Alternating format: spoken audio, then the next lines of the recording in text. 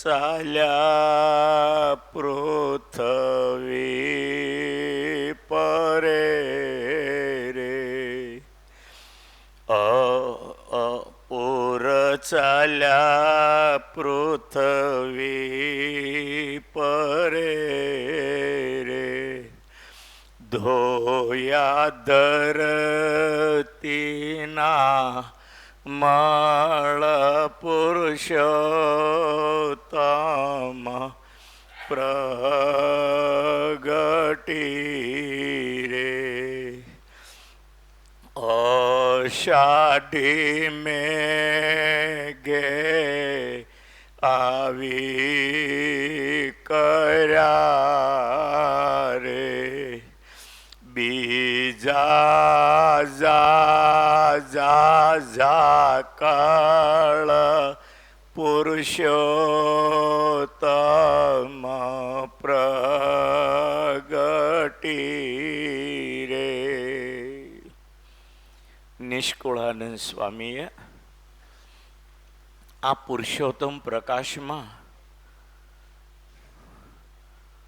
મહારાજ અને સંતોને અષાઢી મેઘ સાથે સરખાવ્યા છે. સંતોના મંડળો જ્યારે પૃથ્વી ઉપર નીકળ્યા,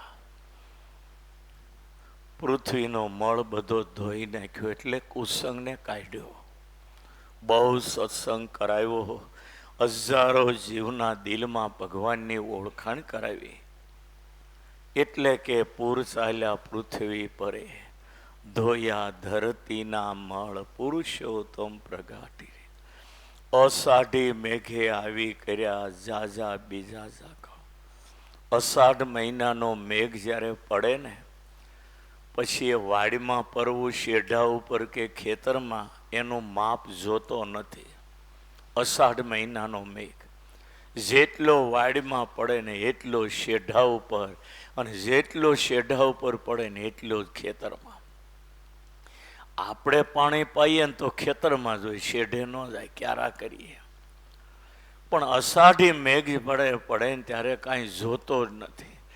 એમ પુરુષોત્તમ નારાયણ આજે શ્રી કૃષ્ણ ભગવાને જે ગીતામાં કહ્યું કે અધર્મ જ્યારે વધે છે ત્યારે એનો નાશ કરીને ધર્મનું સ્થાપન કરવા યુગ યુગને વિશે હું મારા આત્માને સર્જું છું, હું પોતે પ્રગટ થાઉં છું.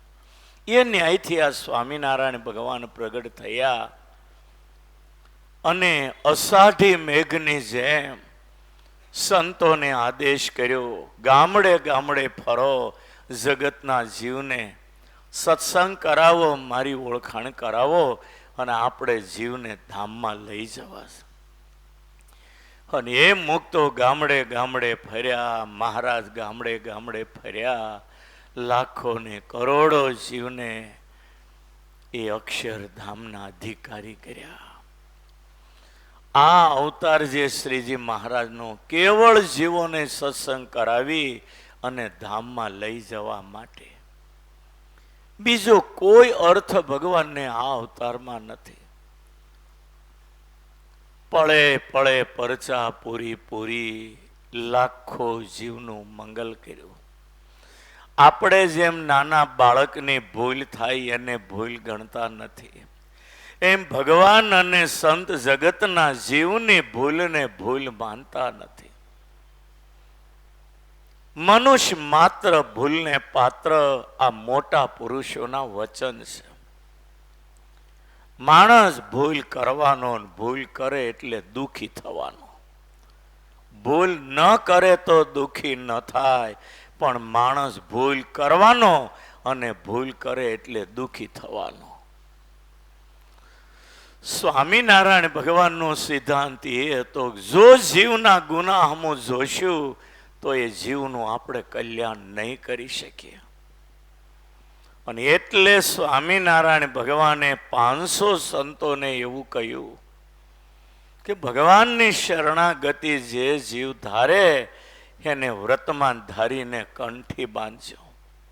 જેમ વૈષ્ણવમાં બ્રહ્મ સંબંધની પ્રણાલિકા, એમ આપણા સંપ્રદાયમાં પંસ વર્તમાનની પ્રણાલિકા છે. મુમુક્ષુ કોઈ સંતને શરણે આવે, સંતિ અને હથેળીમાં પાણી આપે. કાલ માયા પાપ કર્મ યમદૂત ભયાદહં શ્રી કૃષ્ણ દેવ શરણમ પ્રપન્નોસ્મિ સપાતમાં. આ મંત્ર બોલી અને એ જીવના જે વાક ગુના હોય એ બધું ભગવાનના શરણમાં મુકાવી દે અને જીવ ચોખ્ખો થાય. પછી એના ગળામાં કંઠી નાખે. પછી સામાન્ય ભૂલચૂક થાય એને તો ભગવાન જોતા નથી, પણ 5 પાપ બહુ મોટા છે, જે ખેતરમાં બાજરીનો ખાંપો હોય ને એવા. બીજું હોય નીકળી જાય, પણ ખાંપો છે ને કાયમ પછી નડે. એમ 5 પાપ એવા છે કે જીવને કાયમ માટે નડે.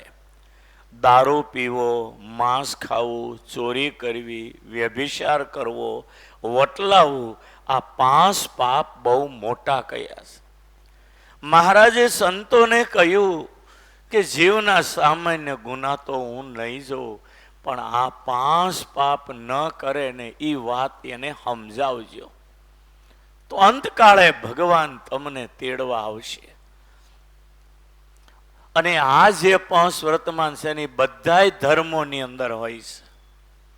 સનાતન ધર્મનો નિયમ છે દારૂ પીવો, માંસ ખાવું, ચોરી કરવી, વ્યભિચાર કરવો, વટલાવવું, આ 5 મોટા પાપ છે. આ 5 પાપથી તમે જો બચી ગયા તો સામાન્ય ભૂલચૂક સામે ભગવાન જોતા નથી. કારણ ભગવાન પોતે સમજે છે, અંતર્યામીથી અજાણ્યું નથી કે જીવ સામાન્ય ભૂલચૂક તો હાલતા ચાલતા કરવાના છે. અને એટલે આપણે સવારમાં પૂજાને અંતે જે પ્રાર્થના કરીએ ને એ શ્લોક છે, અપરાધ સહસ્ત્રાણી ક્રિયંતે અહર્નિશમયા દાસોય મિતિમાં મત્વા ક્ષમસ્વ પુરુષોત્તમ. આ શ્લોકથી છેલ્લી વાર પૂજાને અંતે આપણે ભગવાન પાસે ક્ષમા યાચના કરીએ છીએ. અપરાધ સહસ્ત્રાણી ક્રિયંતે અહર્નિશમયા. હે ભગવાન, મારાથી અહર્નિશ ઝીણા ઝીણા અપરાધો થતા રહે, હજારો અપરાધો થાય. દાસોય મિતિમાં મત્વા, મને તમારો દાસ સમજી અને ક્ષમસ્વ પુરુષોત્તમ, હે ભગવાન તમે ક્ષમા કરશો. આ બહુ વિચારવા જેવી વાત છે. રોજ આપણે હજારો અપરાધ કરીએ. કોઈ એમ કહે છે આપણે ક્યાં એટલા બધા અપરાધ કરીએ. કુસંગીની વાત નથી, આ ભગવાનના ભક્તની વાત છે. આપણાથી રોજ હજારો અપરાધ થાય છે. હરિસ્મૃતિ સર્વ વિપદ વિનશ્યતિ. શાસ્ત્રમાં લખ્યું છે કે ભગવાનની સ્મૃતિ એ બધાય દુઃખને નાશ કરનારી છે. પણ તો આપણે છે ને 5-5, 10-10 મિનિટે પાપ થાય છે. જાણો છો તમે? ભગવાનને ભૂલવાની પાપ છે. 24 કલાક પ્રહલાદની જેમ આપણને ચિંતન ભગવાનનું થતું નથી. તમે નક્કી કરજો, અહીં મંદિરથી 2 વ્હીલ ઉપર ઘરે જવું છે, ઘર સુધી મારે ભગવાનને ભૂલવા નથી ને સ્મરણ ચાલુ રાખવું છે. તમે ગાડી સ્ટાર્ટ કરો ને 1 કે 2 મિનિટ સ્મરણ ચાલુ રહેશે, વળી કાંઈક પદાર્થ, બંગલો, ગાડી, મોટર, માણસ કાંઈક દેખાય એટલે તરત ભૂલાઈ જવાશે. વળી યાદ આવશે કે મારે ભગવાનનું સ્મરણ ભૂલાઈ ગયું, વળી શરૂ કરી દો. વળી 2 મિનિટ સ્મરણ કરશો ને તા પાછા ભગવાન ભૂલાઈ જશે. ઘરે જતા 17 વખત ભગવાન ભૂલાય છે. અને ભગવાન ભૂલાય ને એ બધા દોષ જ છે. બધા સમજો, જેણે દેવોને દુર્લભ આ માણસનું શરીર આપ્યું, એ ભગવાનને ભૂલવા એ દોષ નહીં, ત્યારે બીજું શું? અને એટલે મોટા પુરુષો કહે છે ને, હાલતા ચાલતા, ખાતા પીતા, ઉઠતા બેસતા, સવાર બપોર સાંજ, અડધો ટક રોંઢો, જે સમય હોય ત્યારે સતત ભગવાનનું સ્મરણ કરતા રહેવું. મને તો એવું લાગે છે કે ભગવાનને ભૂલવાની સારું પાપ તો કહેવાય જ. આવા દયાળુ પુરુષોત્તમ નારાયણે આપણને માણસનો અવતાર આપ્યો, કેટલી આપણી ઉપર કરુણા કરી. આ જગતમાં આપણે આંખ આગળ જોઈએ છીએ, કેટલાને કૂતરા બનાવ્યા, કેટલાને બિલાડા બનાવ્યા, કેટલાને ઉંદર બનાવ્યા, કેટલાને ગધેડા બનાવ્યા. આપણને માણસ બનાવ્યા તો આપણી ઉપર ભગવાનની કાંઈક વિશેષ દયા હોય એવું તમને નથી લાગતું? તમે થોડોક વિચાર કરો, લાંબો ન કરો તો કાંઈ નહીં. 100 વાતની એક વાત, જેણે માણસ બનાવ્યાની એને ભૂલાય નહીં. કટોકટીના વિપત્તિના સમયમાં તમારું કોઈએ કામ કર્યું હોય અને તમે જો એને ભૂલી જાઓ તો તમે કૃતજ્ઞ કહેવાઓ. કોઈએ પણ આપણું કામ કર્યું હોય તો એનો ગુણ માણસે ક્યારેય ભૂલવો ન જોઈએ. અને ભૂલીએ તો આપણે દોષિત ગણાઈએ. આવા સવારથી સાંજ સુધી માણસથી અનેક ગુનાઓ થતા હોય છે. ઘરના સભ્યોને જમાડવા મહારાજે શિક્ષાપત્રીમાં લખ્યું, મજૂર વર્ગ કે આપણે આશરે જે નોકરી કરતા હોય અને એને ટાણું નો સાચું શીખે તો એ બધી ભૂલ કહેવાય. એને તમે દિવસે 100 રૂપિયા આપવાના કહીને સાંજે તમે 80 આપીને વળાવી મૂકો, એ મોટામાં મોટી ભૂલ કહેવાય. વ્યવહારમાં પણ આપણે કેટલી ભૂલો કરીએ છીએ. પોષ્ય વર્ગને જમાડવા પછી મુખ્ય માણસે જમવું, આમાંય ઘણીક વાર આપણાથી નથી ભૂલ થતી. સરસ રસોઈ ઘરમાં બને, ઠાકોરજીને ધરાવ્યા સિવાય જમી લઈએ, આ ભૂલ ન કહેવાય. વાસણ ઉટકે હેઠા રહી જાય ને એમાં રસોઈ કરીને વળી પાછા ભગવાનને ધરાવીએ, આ ભૂલ ન કહેવાય. રસ્તામાં જતા શિવાલયાદિક દેવ મંદિર આવે તો આદરથી દર્શન કરવું, આવી સ્વામિનારાયણ ભગવાનની આજ્ઞા. અને આપણે બાજુમાં દેવસ્થાન આવતું હોય ને હાથ ન જોડી અને નીકળી ગયા તો એ ભૂલ ન કહેવાય. લોટ ડબ્બામાં હોય, રસોઈ કરીએ ત્યારે આંખથી સાળીને લોટ બાંધવો, એ સાળા સિવાય લોટ બાંધીએ ભૂલ ન કહેવાય. પાણી ગાળ્યા સિવાય વાપરીએ એ ભૂલ ન કહેવાય. દૂધ અને તેલ ગાળ્યા સિવાય વાપરીએ ભૂલ ન કહેવાય. આવી સવારથી સાંજ સુધીમાં આપણાથી હજારો ભૂલ થાય. મોટી ભૂલ તો મને એ લાગે ભગવાનને ભૂલવાની મોટી ભૂલ છે. પણ મને એમ લાગે છે કે જો ભગવાનને ભૂલીએ નહીં તો જિંદગીમાં કોઈ દી બીજી ભૂલ નહીં થાય. પ્રહલાદજીનું જીવન તમે જુઓ, એના જીવનમાં ભૂલ નથી થઈ. એનું એક જ કારણ, એને 24 કલાક ભગવાન ભૂલાયા જ નથી. અને એટલે પ્રહલાદજી આજે જગતમાં અમર થઈ ગયા. પ્રહલાદજી ભગવાનને ન ભૂલ્યા તો ગમે એવા દુઃખ આવ્યા, પણ એને પૂછો દુઃખ પડ્યું તો કે ના. આપણે કહીએ પ્રહલાદને એના બાપે દુઃખ દીધું, પણ પ્રહલાદને દુઃખ નથી પડ્યું. પ્રહલાદજીના એના બાપે પહાડ ઉપરથી પછાડીને મારી નાખવાના પ્રયત્ન કર્યા. પ્રહલાદજીને હાડક્યું ભાંગ્યું, હાથ પગ ભાંગ્યા, લોહી નીકળ્યું, એવું ભાગવતમાં લખ્યું નથી.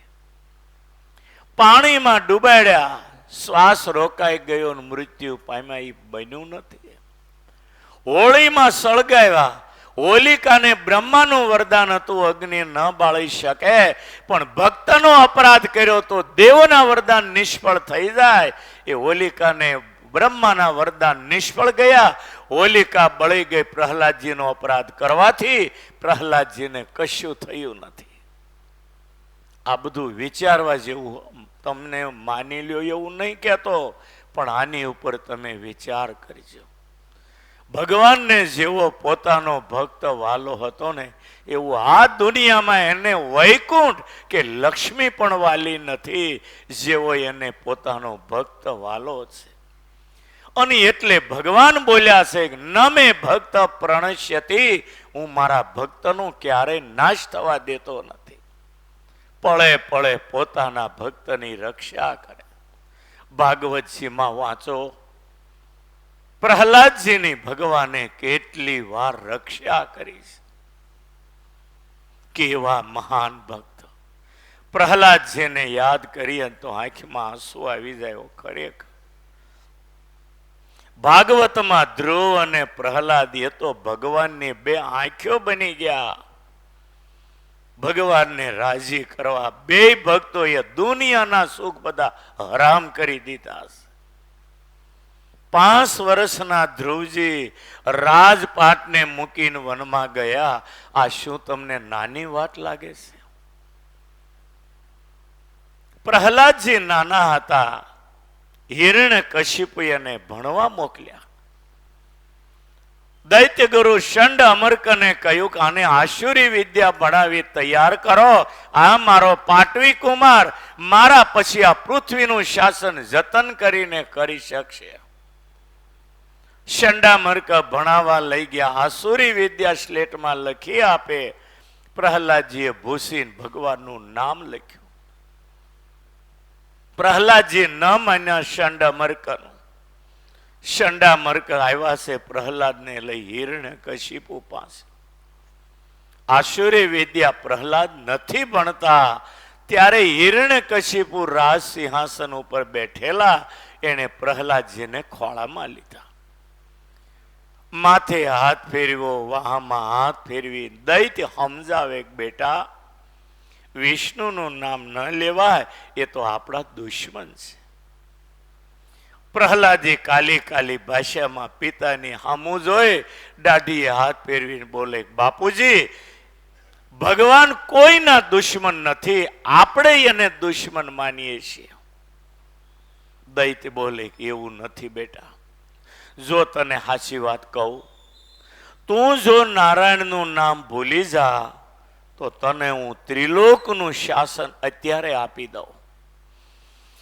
પ્રહલાદને કહ્યું એના પિતાએ નામ મેલી દે નરહરિનું.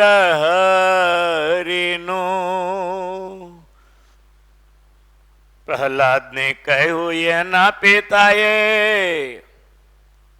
નામ મેલી દે નરહરિનું. આજથી માં કરવું ચાર તને આપું રાજ અધિકાર, આજથી તું એ નારાયણનું નામ ભૂલી જા. ત્યારે પ્રહલાદજીએ કહ્યું પિતાજી બધું મૂકી દેવા જેવું છે, આ નારાયણનું નામ એક મૂકી દીધા જેવું નથી. પ્રહલાદજી કાલી ભાષામાં બોલે પિતાજી બધું મૂકવા જેવું, આ નારાયણનું નામ મૂકવા જેવું નથી. પ્રહલાદે દાખલો આપ્યો પિતાજી કોઈ 7 માળની હવેલી બનાવે અને 7મે માળે એ માણસ રહેતો હોય અને મચ્છરનો ઉપદ્રવ પરેશાન કરે તો એ 7 માળની હવેલીનો ત્યાગ કરાય કે મચ્છરનો ત્યાગ કરાય? હવેલીને દૂર કરાય કે મચ્છરને દૂર કરવાનો પ્રયત્ન કરાય? દૈત્ય બોલે બેટા 7 માળની હવેલી થોડી છોડી દેવાય છે, એ તો મચ્છરને દૂર કરવાનો પ્રયત્ન કરાય. ત્યારે પ્રહલાદજી હાથ જોડીને બોલે પિતાજી નારાયણનું નામ છે ને એ 7 માળની હવેલીની જગ્યાએ અને તમે નારાયણનું નામ મૂકી દેવાનું કોણ, તમે મચ્છરની જગ્યાએ. બોલો પિતાજી હવે હું શું કરું? અને ક્રોધના આવેશમાં આવ્યો દૈત્ય. પોતાને મચ્છરની ઉપમા આપી ખોળામાંથી લઈને એવો ફંગોળીને ઘા કર્યો. અનુસરોને બોલાવીને કહે છે કે આને પહાડ ઉપરથી પછાડીને મારી નાખો, હાથીના પગ નીચે કચડીને મારી નાખો. અરણીના વનમાં ઉત્પન્ન થયેલો અગ્નિ જેમ વનને બાળીને ખાક કરે એમ મારા કુળમાં જન્મેલો આ કુળ ઘાતક મારા કુળનો નાશ કરવા આવ્યો એવું લાગે. અને હાથીના પગ નીચે લઈ જઈ કચડી મારી નાખો, હું માનીશ કે મારે પ્રહલાદ નામનો દીકરો હતો જ નહીં. અને એ વખતે બધા અનુસરો જે રાજના માણસો પ્રહલાદને લઈ ગયા હાથી પાસે. હાથીનો પગ મુકાવે તો હાથી પાછો પડે. પરાણે હાથીને આગળ લાવીને પ્રહલાદને સુવાડીને પેટ ઉપર પગ મૂકે. ભાગવતમાં લખ્યું પ્રહલાદજીના પેટની રૂવાટી પણ વાંકી થઈ નથી. ત્યારથી આ જગતમાં કહેવત પડી, રામ રાખે ને કોણ ચાખે. વાલા ભક્તો, જેટલો આ જગતમાં ભગવાનનો મહિમા છે ને એટલો એના લાડીલા ભક્તોનો મહિમા છે. તમે ભક્તનો મહિમા સમજીને જો એને રાજી કરશો ને તો તમારા હૃદયમાં અંતર્યામી ભગવાન બેઠો ની તમારી ઉપર બહુ રાજી થશે. ભગવાનને પોતાનો ભક્ત વાલો છે ને એવું કાંઈ વાલું નથી.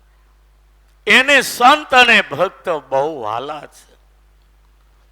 नारद मेरे संत से अधिक न कोई, नारद मेरे संत से अधिक न कोई, कमला मेरो करत उपासना. कमला એટલે લક્ષ્મી.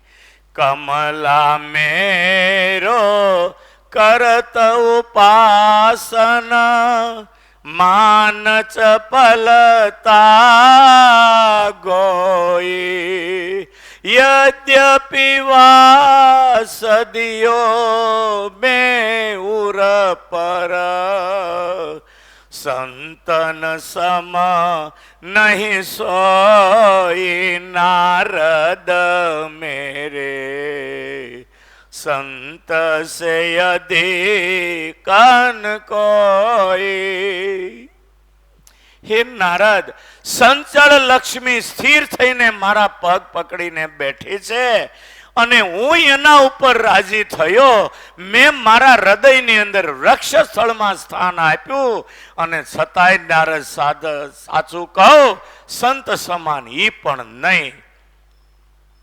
આ મુક્તાનંદ સ્વામી ભગવાન અને નારદના સંવાદથી આ પદની અંદર આ સ્પષ્ટતા કરી છે. એટલે ભગવાનને પોતાના ભક્ત બહુ વાલા છે. આપણે ઘણીક વાર મંદિરમાં ભગવાનના ભક્તો આવે, આપણે એને ક્યારેક અડધૂત કરી નાખીએ, ક્યારેક અપમાનિત કરી નાખીએ, ક્યારેક એનું હલકું પણ બોલતા હોઈએ છીએ. આ કર્મ ભોગવે છૂટક્યો આજ નહીં તો 100 જન. ભગવાન અને ભગવાનના ભક્તને હાથ જોડવા સિવાય આ જગતમાં બધું નકામું છે. માટે 100 વાતની એક વાત, જેવો ભગવાનનો મહિમા સમજીએ એવો ભગવાનના ભક્તનો મહિમા સમજવો જોઈએ. ભગવાને આપણી ઉપર કેટલી દયા કરી. દેવોને દુર્લભ આ માણસનો અવતાર આપ્યો. જે કાંઈ કરવું ઘટે એ આ જન્મમાં કરી લેજો. જીવ જ્યારે આ શરીરમાંથી નીકળ્યો પછી બાજી બધી આપણા હાથમાંથી છટકી જવાની છે. જ્યાં સુધી શરીરમાં આત્મા છે ત્યાં સુધી આપણે માલિક છીએ, પછી તરત આપણે ગુલામી છે. માટે આ વાતને સૌએ ધ્યાનમાં રાખે. ભગવાન અને ભગવાનના ભક્ત કલ્યાણકારી છે. ભગવાન અને ભગવાનના ભક્તોને હંમેશા હાથ જ જોડવામાં આવે. દુનિયાના સુખ જે હરામ કરીને ભગવાનની પાછળ પડ્યા હોય એને ગોદાહળી કરવા જઈએ, ઈશ્વર કોઈ દી માફ ન કરે. કરોડો કલ્પને અંતે મળેલો આ માણસનો અવતાર. જ્યાં ત્યાં કોઈનો દ્રોહ કરીને જિંદગી વેડફી ન નખાય એનું બહુ ધ્યાન રાખવું જોઈએ. અને એટલે સત્સંગને સૌથી મહત્તા આપીશ. ભાગવતના 11 સ્કંદના 12મા અધ્યાયનો 1 ને 2 શ્લોક તમે વાંચજો. દ્વારિકાધીશે ઉદ્ધવજીની આગળ સત્સંગનો મહિમા ગાયો છે. હે ઉદ્ધવ, હું જેવો સત્સંગે કરીને વશ થાવશું એવો વ્રત તપ દાન યોગ યાગ તીર્થ ઇત્યાદિ કે કરીને પણ હું વશ નથી થતો, એવો કેવળ એક સત્સંગે કરીને હું વશ થાઉં છું. બહુ મોટી વાત કરી ભગવાને ઉદ્ધવની આગળ, બહુ મોટી વાત કરી છે. રામ જ્યારે શબરીના આશ્રમે ગયા ત્યારે આ જ વાત કરી. દ્વારકાધીશે ઉદ્ધવની આગળ આ જ વાત કરી.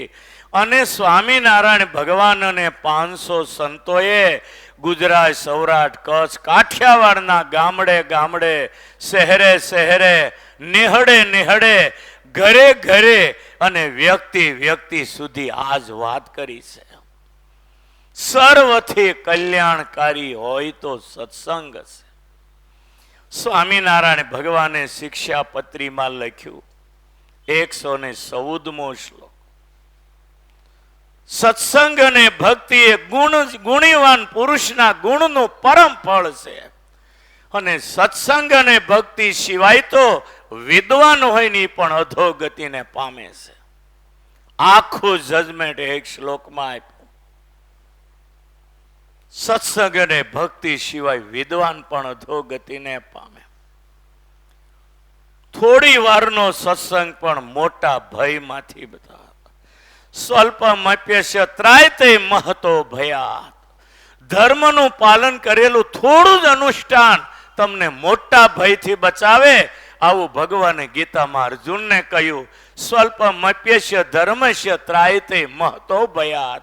મોટા ભયમાંથી થોડું પણ ધર્મનું પાલન કરેલું મોટા ભયમાંથી આપણને બચાવે છે. માટે બહુ ધ્યાન રાખી અને જિંદગી જીવવાની જરૂર છે. વાહન ચલાવતા એક્સિડન્ટ થાય ને પગ ભાંગે તો હોસ્પિટલમાં જઈએ તો હરખું થઈ જાય. પણ સત્સંગની અંદર કોઈ ભક્તની આરે એક્સિડન્ટ થયું, દોષો જોયા અને અવગુણ લીધા તો પછી એનું કોઈ ઓપરેશન થાય એમ નથી. ખૂબ વિચારવા જેવી વાત છે. એટલે બધી વાત તમને સમજાશે માત્ર સત્સંગમાંથી. શબરીની આગળ રામે આ જ વાત કરી હતી. પ્રથમ ભગતિ સંતાન સંગા, દુસરી ભગતિ મમ કથા પ્રસંગા. સાધુનો સમાગમ અને મારી કથાનો યોગ તમને ઘોર કળયુગમાંથી બચાવી લેશે. ક્યાં વનમાં શબરીની આગળ ભગવાને સત્સંગનો મહિમા ગાયો. શબરીને નિમિત્ત બનાવ્યા, પણ આપણી જેવા લાખો જીવને આ વાત સમજવાની જરૂર છે. સ્વામિનારાયણ ભગવાને પણ શિક્ષાપત્રીમાં આ જ વાત કરી. કાર્ય સંગોન્વહમ શતામ. અમારા આશ્રિતોએ નિત્ય પ્રત્યે સાધુનો સમાગમ કરવો. કેટલી મોટી વાત. શિક્ષાપત્રીના એક એક શ્લોકને કરોડો રૂપિયા દેતા ન મળે. પુરુષોત્તમ નારાયણે હિન્દુ ધર્મના તમામ શાસ્ત્રોનું દોહન કરી અને આ શિક્ષાપત્રીનું લેખન કર્યું છે. શિક્ષાપત્રીનું પાલન પોતાના આશ્રિતને નહીં પણ સનાતન ધર્મના તમામ જીવનું ભલું કરનારા શ્લોકો છે. કેવી ઝીણી ઝીણી વાતો મહારાજે કરી. માં જેમ દીકરાને ખોળામાં લઈ માથે હાથ ફેરવી કેમ હિતની વાત કરતી હોય, એમ પુરુષોત્તમ નારાયણે આપણા માટે શિક્ષાપત્રીમાં આવી હિતની બહુ વાતો કરી છે. એકાદી વાત પણ જો જીવમાં ઉતરી જાય ને તો બેડો પાર થઈ જાય. આવું કોણ કહે આપણને? આપણે તો કળયુગના અને માયાના જીવ છીએ. પુરુષોત્તમ નારાયણે જે દયા કરી, ગીતા જ્ઞાન આપ્યું, શિક્ષાપત્રીનું જ્ઞાન આપ્યું, આ નાની વાત નથી. અતિ કરુણા જ્યારે ભગવાનને ઉતરી છે ત્યારે જીવને હિત માટે આવી વાતો કરી છે. ભગવાન હોવા છતાં માં જેવું કામ કર્યું છે. માટે ભગવાન અને ભગવાનના ભક્તમાં બહુ દિવ્ય બુદ્ધિ રાખવી. વારે વારે આવો માણસનો અવતાર પણ મળવાનો નથી. તક ગુમાવે એ તકદીર ગુમાવે છે. ભાગ્યના બળે સત્સંગ આપણને ઓળખાયો એ ભગવાન અને મોટા પુરુષના રાજીપાનું ફળ માનજો તમે. સંતો આ જગતમાં ન હોય તો નહીં કહેતા કે આખું બ્રહ્માંડ બળી જાય. સંત આ જગતમાં ન હતો જલી જાત બ્રહ્માંડ. આ લોકો કઈ ખોટું નથી. ભગવાનને ધારી રહેલા સંતોથી આ ભારત દેશ આપણો ઉજળો છે. દુનિયાના તમામ દેશોની અંદર ભારતનું જો ગૌરવ હોય તો ભગવાન અને ભગવાનના અવતારો માત્ર ભારતમાં, ભારત સિવાય એક પણ ભગવાનનો અવતાર નથી. એ આપણું મોટું સદભાગ્ય છે. માટે ભગવાન અને ભગવાનના ભક્તનો મહિમા બહુ સમજો. તમે કચ્છમાં જાઓ, અંજાર, માંડવી અને ભુજ મંદિરમાં જાઓ, સવારમાં 5:30 વાગે મંગળા પહેલા હજારો માણસ મંદિરમાં આવી જાય. એકબીજાને વાંકા વળીને પગે લાગે, જય સ્વામિનારાયણ, જય શ્રી કૃષ્ણ કહે, બથમાં લઈ ભેટીને મળે અને સામ સામે પગે લાગે. કહેવાય છે વૈષ્ણવ વૈષ્ણવને વંદન નથી કરતો. ડોંગરે મહારાજ કહેતા વૈષ્ણવ વૈષ્ણવના હૃદયમાં રહેલા ભગવાનને વંદન કરે છે. ડોંગરે મહારાજના વચન સાંભળો, કેવું અંતર ટાઢું કરી દે. એટલે ભગવાન અને ભગવાનના ભક્તનો બહુ મહિમા સમજો. અને મહિમા છે ને એ જ મોટી વાત છે. બાળકના હાથમાં તમે પેંડો હોય ને તમે 100 રૂપિયાની નોટ બતાવો, પેંડો આપ, 100 રૂપિયાની નોટ આપો તો એ પેંડો આપે? એને ખબર નથી કે 100 રૂપિયાની નોટમાંથી ઘણા પેંડા આવે એમ છે. એને ખબર નથી. એટલે 100 રૂપિયાની નોટ આપો ને તો એ પેંડો નથી આપતો. પણ એના હાથમાં 100 રૂપિયાની નોટ હોય ને તમે પેંડો બતાવો, પડ દઈને 100 રૂપિયાની નોટ ફેંકી દઈને પેંડો લઈ લેશે. કારણ કે એને પેંડાનો મહિમા સમજાયો છે, 100 રૂપિયાની નોટનો મહિમા નથી સમજાયો. તમને કોઈ 10 પેંડા આપે અને સામે 5000નું બંડલ આપે તો પડ દઈને પેંડા ફેંકી દઈને નોટનું બંડલ લઈ લ્યો. કારણ કે તમે સવારથી સાંજ સુધી એને માટે જ વળ ખાવ છો. કહેવત છે ને, વળ ખાય વાંદર્યું અને ઘરે બેઠા બેઠા માલ ખાય મદારી. ઘરનું બૈરું મદારી અને પેલો વાંદર્યું સવારથી સાંજ સુધી ઓફિસમાં વળ ખાય. એને ખબર છે કે આમાંથી જ ઘરનું ગુજરાન હાલવાનું છે. ઘરે બેઠા બેઠા કોઈ રોટલો નહીં આપે. એ રૂપિયા છે તો રોટલા નીકળશે. આ સંસારની બાજી બધી એવી છે. અને અંતે તો આ જગત ને સંસાર બધું ખોટું છે. ભગવાન જો ન ભજાયા તો આ સંસાર અને જગતમાં ભાવ બગડી જવાનો. કઈ રીતે સંસારને જગતને સાચું કેવું? શંકરાચાર્ય પણ કહેશે જગન મિથ્યા બ્રહ્મ સત્ય. જગત મિથ્યા ખોટું છે. આપણે અજ્ઞાનને કારણે એને હાસુ માની બેઠા છીએ. બાકી આ જગતમાં હાસુ કાંઈ નથી. મોટા પુરુષો કહેશે આંખ આગળ દેખાય એ બધું જ નાશવંત છે. જેટલું આંખ આગળ દેખાય ને એ બધું એકવાર માટી થનારું છે. પણ આપણે એના માયાના જીવ છીએ ને એને માટે જ વળ ખાઈએ છીએ. અને જગતમાં રહ્યા ત્યાં સુધી છૂટક્યો પણ નથી. આવી ભરાણા જગતમાં એટલે હવે છૂટક્યો જ નથી. બાકી જગત અને જાજરૂ બે એક હરખા. જાજરૂમાં જવાય તો કે ન જવાય, પણ જવું પડે છે કે નહીં? જવું પડે છે. તો કોઈને એમ થાય કે 2-3 કલાક બેસીએ, વિધિ કરીને બહાર. એમ આ જગતમાં આવવા જેવું નથી, પણ આવીને હલવાણા કે નહીં. તો આપણે માયાના જીવ એટલે આપણને ગમી ગયું, પણ મોટા પુરુષો એમ કહે છે કે હે ભગવાન, કાલે આવતો હતો અમને આજે લઈ જા. જેને સમજાઈ ગયું ને એને આ જગતમાં જીવવું સારું નથી લાગતું. આપણે માયાના જીવ છીએ. આપણને આ કાઠિયાવાડની ભાષામાં કહું ને તો ગોઠી ગયું છે, એટલે આપણને આ મજા આવે છે. બાકી જગત છે ને દુઃખનો દરિયો છે. આમાંથી બચવા માટે એક ભગવાનની શરણાગતિ અને ભગવાનની ભક્તિ કરી અને આ જગતમાંથી ઉગરી જવાય.